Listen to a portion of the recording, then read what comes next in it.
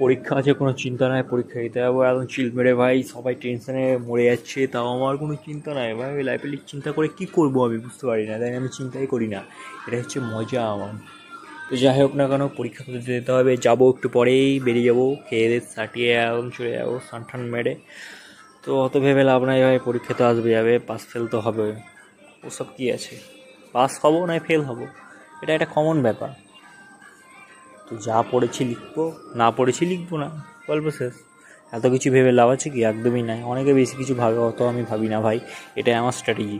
এই স্ট্র্যাটেজি যারা চলে না, তারা চিল থাকতে পারে, মাইন্ডসেটে একদম ফ্রি থাকতে পারে। তো টেনশন হবে না ভাই ফেল করলে হবে, পাস করলে হবে, চিন্তা কিসের ভাই? অত চিন্তা করে লাভ নেই, তাই আমি চিন্তা করি না।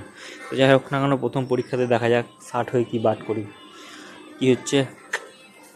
আছি চিন্তা নাই, সব ফান হবে। অত চিন্তা করে কিছু লাভ হবে না, এটাই আমি মনে করি ভাই, তাই আমি চিন্তা করি।